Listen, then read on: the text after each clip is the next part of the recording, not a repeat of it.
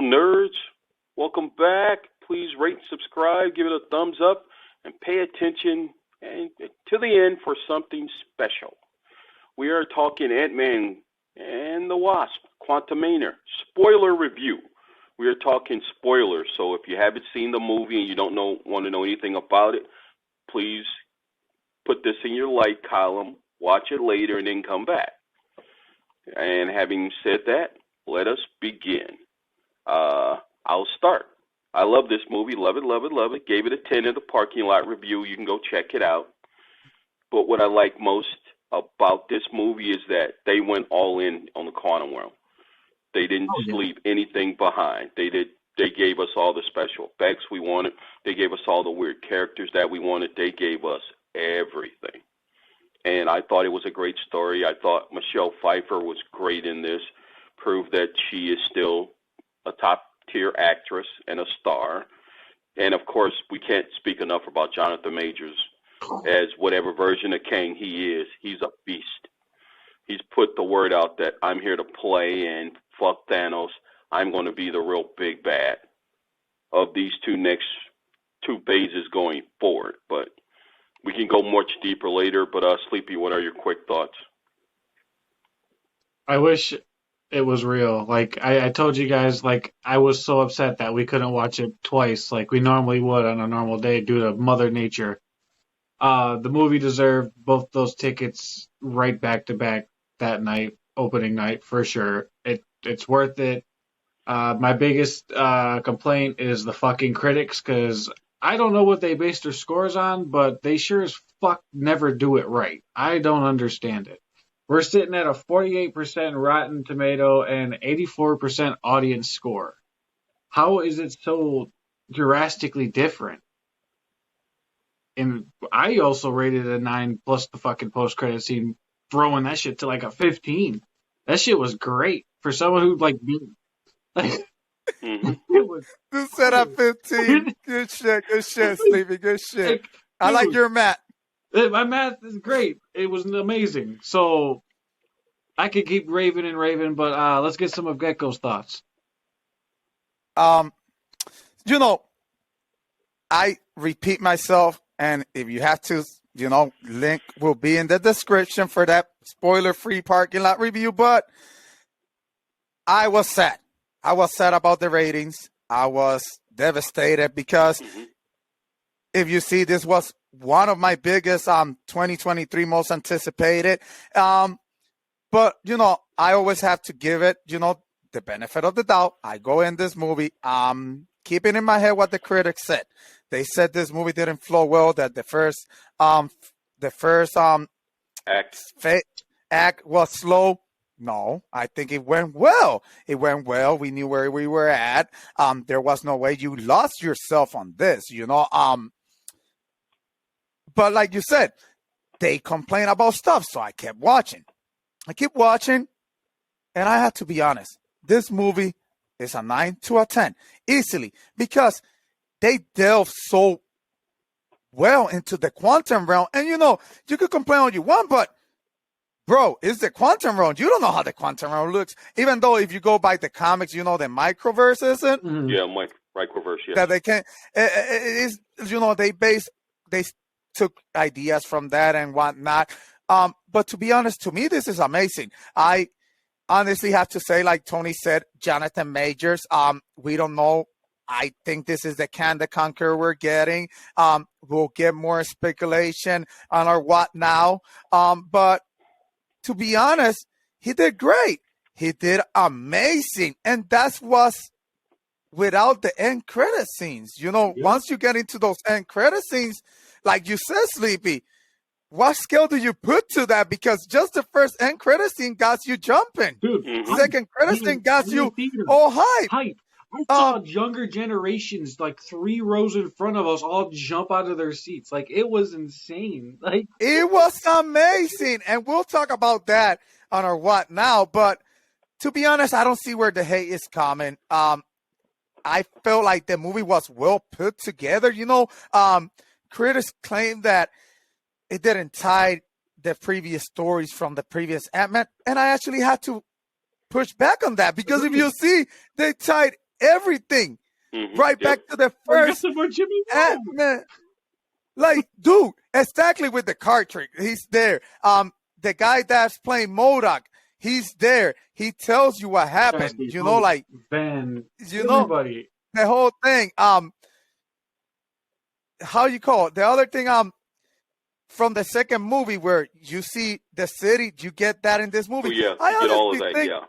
I honestly think critics are being a little hard, and I don't really know why are they being hard on this movie, because I understand if this was messy ass, and prime example, the Joss Whedon Justice League, but this, I think, to me, honestly, I think this flowed well. I think it was funny, and it was dark, and it had the perfect balance of how you call, of action and drama. And I honestly didn't, at no point in the movie, let's say we're going again to see this movie. Oh, for sure. If I have to go to the bathroom, it's hard for me to pick up part in the movie to go to the bathroom, because everything about the movie was amazing. You got Bill Murray, which, to be honest, that could have been played by anybody. Yep, I agree. To a matter of fact, nobody could have been played easily, because he's just there for like what, a good 5 minutes. Yeah, 2 or 3. And so to be honest, and he died because the whole octopi ate him at the end. Yep. But to be honest, yes, to me, that was a waste of a casting on an amazing actor. That was sort of like I'm going to do a favor for an old friend. So yeah, and he wanted to be in there. Let's give him a quick cameo real quick, and he can go on his way. Yeah, I felt that like it was like probably, and this is probably like the Sylvester Stallone in Guardians 2, if I'm correct. Right. That's probably what it was. So I'm not going to complain too much. So I wouldn't deduct no points about that. There's certain things that you could nitpick about it, but as the whole story goes, CGI goes, the stakes, there was probably things I could have changed to make it feel like more, more tense.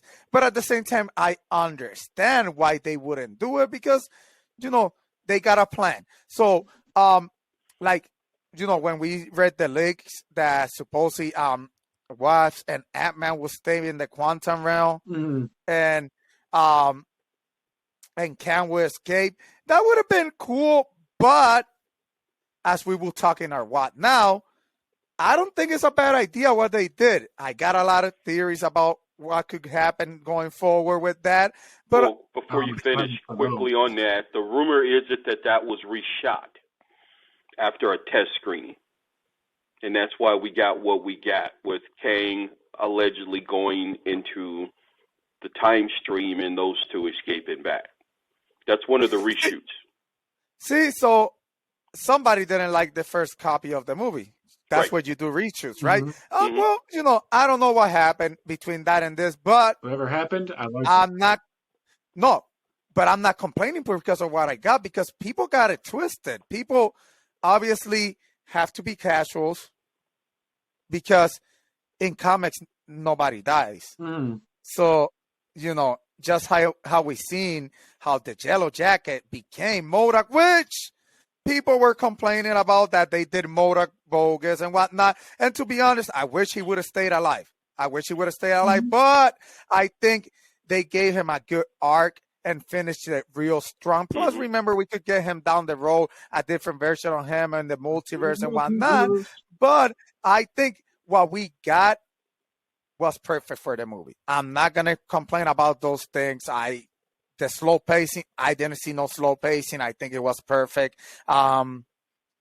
Every little thing that they did was funny, because and not funny like funny in that, okay, you had to drink that alien to understand their language. That is nice. great. That is and to me that was nice, because let's be honest. They're in. We expect aliens and weird stuff like that to understand our English. So to me that was great. To me that was funny, and I found that funny. And like I said, I feel like the stakes were there. Like I feel the stakes were there, and people complaining that it didn't have enough stakes and blah blah blah blah. I had to push back on that because at the end of the day, I think that this movie did what it was supposed to do, and what it was supposed to do is introduce Kang, but not only Kang, his dynasty, what he's working towards. And like I said, we're going to talk about a lot of this in the what now, but besides that, this is easily a 9 to a 10 to me. Just the movie alone is a 9, so we have to count the end credit at 10. I recommend people watching this. I recommend support this movie, and I recommend them to not listen to the critics because at the end of the day, this is an awesome movie. Besides that, one of you guys take it. I've seen that people are now starting to change their mind, specifically on the post-credit scenes. We'll get into that in the what now, on what they thought of the movie. To me, this is a world-building movie and basically a Kang-building movie. I heard people saying this felt like an episode 1, and it did. To introduce you, this is Kang. The post-credit scenes give you setup for future. And from what I hear, Captain Marvel will build on this after Loki, depending on when they release Loki. But Captain Marvel will also build on this Kang thing. And there's only one more movie left. And the rumor is that will be Deadpool. But that's not certain. That's only where Kang will appear. And that the rest of the movies in phases 5 and phase 5 will deal with Earth-based stuff, a la the dead Celestial in the water. So it's nice that they're going to tease Kang and leave him till basically phase 6. Until he comes back. And like you said, we're going to talk about it in the what now, but I kind of understand where they're going or got an idea where they're going. So to me, I think it's great. Like you said, I like how they're teasing him. I wouldn't be mad if you don't want to give us Kang no more. As long as you keep teasing him, Deadpool will be beautiful for him to be. Another thing that he will be beautiful to be was in credit scenes. Why? Remember, we did not get Thanos in no movie, only in the Guardians when he was sitting down, and then the rest was like, I'll do it myself, and credit scenes, and that built a menacing character, villain, Thanos. I feel like what they did with Kang, and I see a lot of people bitching about it, that they killed him, that they not. I think what they did with Kang was amazing. I understand why they put MODOK now in the movie, because, look, I see this movie. The only thing is that they did a couple of things different than that movie, but I see this movie and a lot of people a lot of critics gave that movie hate because it was a world-building movie. Right. Avengers Age of Ultron. Now, the things that they did wrong in Avengers Age of Ultron was that they tried to make Ultron funny and serious, and it didn't work. Here, they gave you the funny MODOK and that menacing, the Jing and the Jang, that amazing Kang the Conqueror, which he was a badass. Once he left that thing, he started shooting people down, destroying shit. He went ham. And like I said, the only reason he got defeated is because his suit got damaged, because he was still going hand to hand with Antman. Why did his suit get damaged? The ants. Yeah. It went back to show you just how important the ants were. Just like, for lack of a better term, in Return of the Jedi, the Ewoks and their low technology helped defeat the Empire. The ants, as they were jumping into the quantum realm, like what did he say? They were in 10,000 years of technology. Yeah. And so they were able to just show up and just wreak havoc. When Kang literally had defeated everything. Yeah.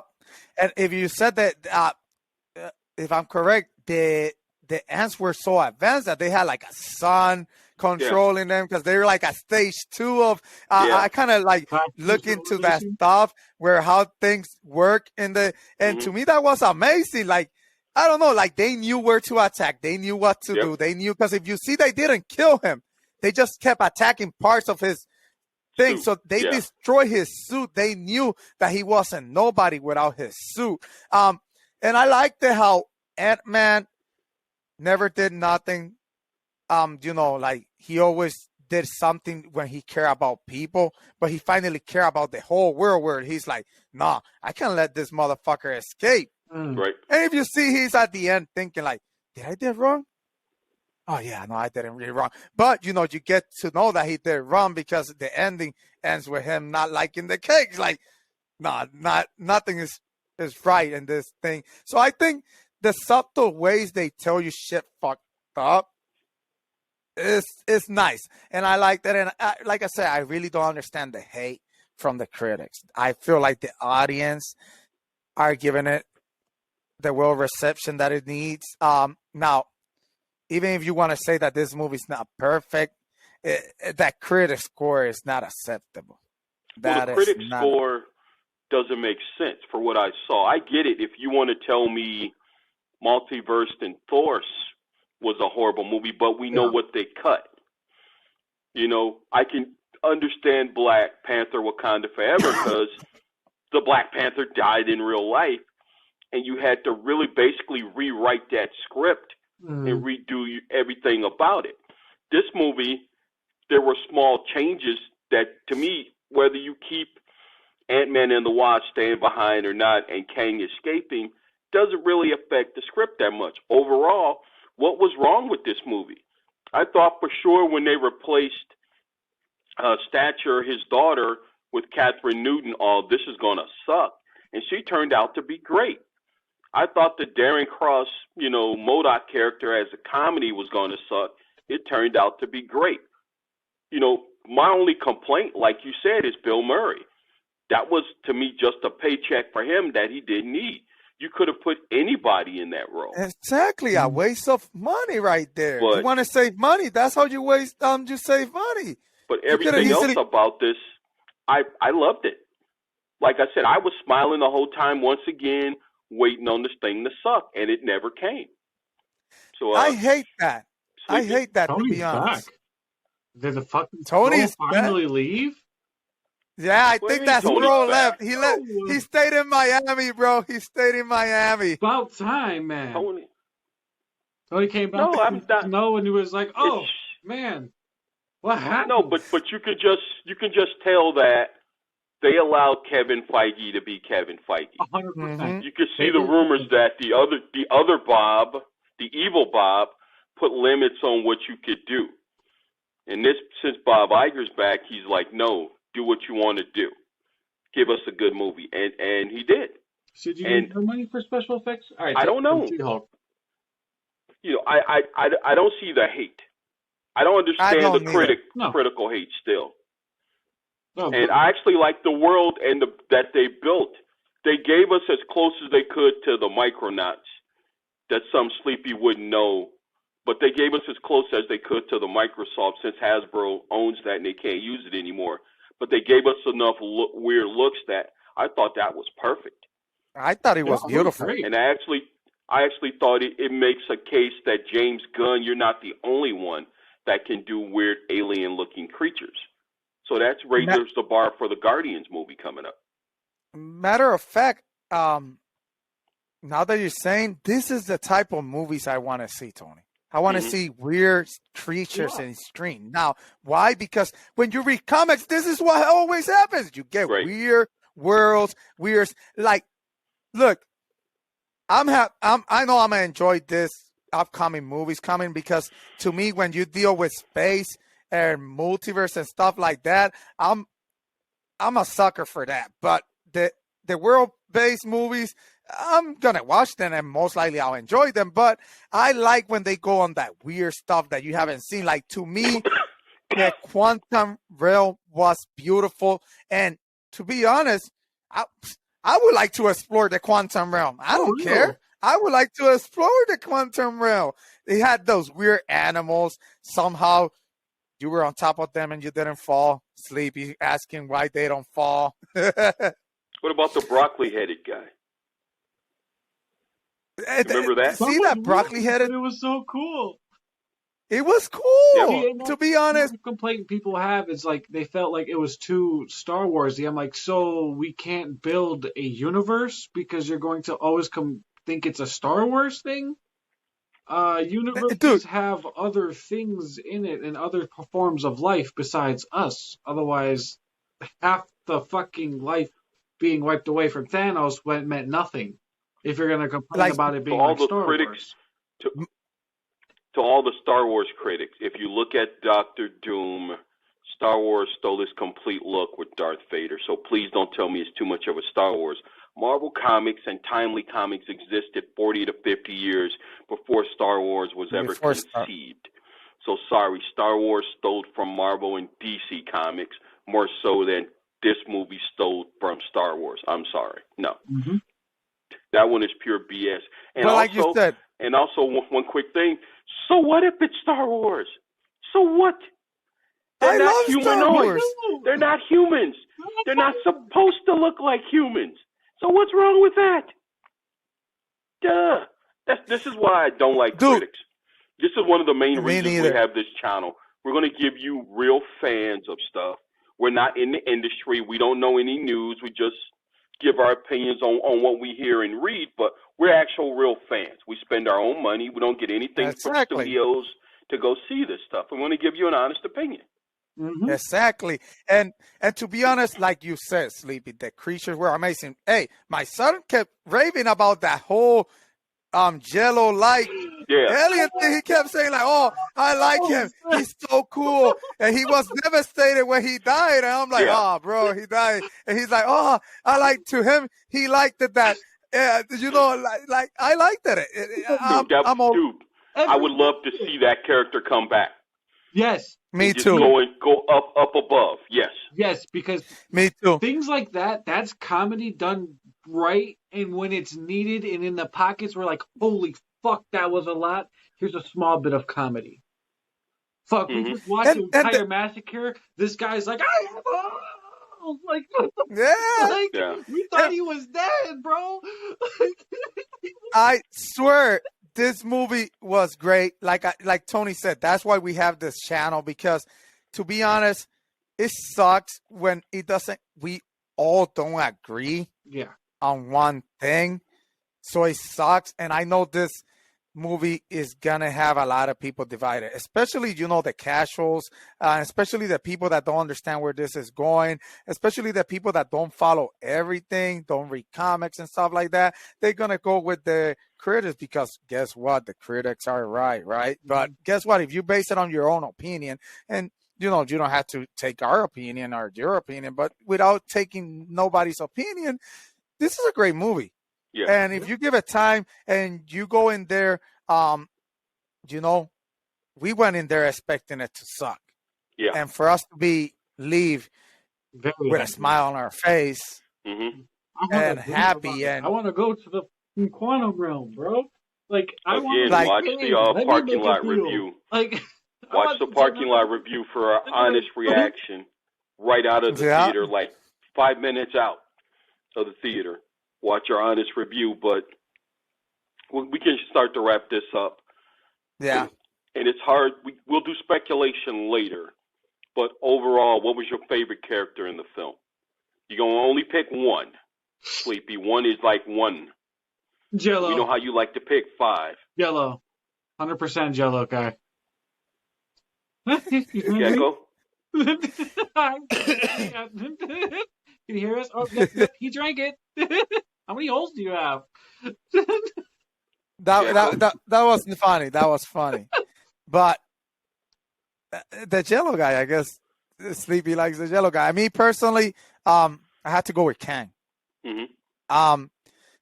Now the Jello guy is nice, but I have to go with Kang because, like I said, we're not gonna go. But what this guy is gonna do, not just in this movie, but going forward. Remember, he's playing the same character, different variants, takes a lot of skills, and I think he's, compared to Save that. no, What now? compared to He Who Remains, this Kang didn't feel like He Who Remains at all. Completely. So when you see it, you're like, this guy is a hell of an actor. So to me, to be honest, I had to give it to Kang the Conqueror. You, Tony? I'm going to go with Janet Van Dyne, Michelle Pfeiffer. From the de-aging that would look perfect for her, as I remember her 20, 30 years ago. Yes. To what we have now. Excuse me. She was just perfect. She showed how much of a badass she was, and like what the Avengers really missed back in the day when they didn't form, and her entire story arc from the beginning of the movie to the end. They didn't just give her a one-off. They made sure that they developed her character in this movie, and it was like perfect. So I thought she was just badass, and like is more of a mentor to both her daughter and her newly adopted granddaughter as the future of where the Wasp character will go. And I just thought it was good. And I think we all can agree that Bill Murray was the worst character in this movie. Yes, there was really I agree. No point for him to be in this. We'll say it again. There was no point. He served no purpose. As much as the nostalgia factor hits me with Bill Murray when I see him, it's just like it was cool, but like, why? It's a waste of money. Yeah, he didn't do anything. Yeah. Okay, you might have had an affair with Janet, but okay, she had needs. Okay, and she said it. I had needs, and like you were there. And he was like, "Yeah, me too." Yeah. So that was a complete waste. But I think so too. There's rumors of an Antman 4, and I hope we get it. Actually, me too. I have to agree. I actually like Antman. Paul Rudd did an amazing job too. The reason we don't probably give him the credit is because guess what? He's the main character. Yeah. He would have been if we were doing a top 5, he would have been my second because he played it great from comedy to seriously to knowing he was going to get his ass kicked, to realizing that he might have fucked up. Oh, all of them was great. That scene. Yeah. When they were all there, all the variants. Oh, and then you had the variant of his Baskin Robbins showing up. Jack, every time he would try to be Giant Man, he would die. And that was just great. That was another great scene. Any other great scenes you guys got? Scene. Fucking when they're all at the table and he's like, "No, I saved the world." "Oh, really? Yeah, you should write a book about it." It's like that was funny. Yeah, that was funny. That was funny. It was like, we've never heard this before.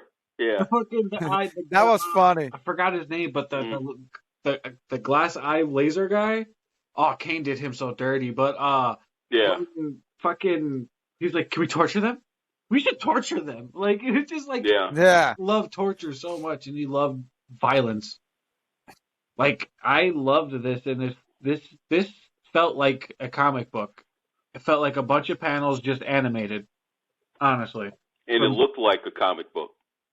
Yeah, it did look like a comic book. It looked like a comic book, and it was overall a fun time. Like, I would recommend this to everybody watching this video. Go out and see this in a theater. There's a lot of talk about Avatar and all of that. No, this is another movie you should see on a big screen before you see it at home. This is highly recommended. So before we end here, we have a giveaway coming up for a PS5. So please, if you leave a comment on this video or any other video going forward, you are entered in that contest. You'll have more on that in the next up and coming weeks. So please subscribe and deuces, nerds. Deuces, nerds.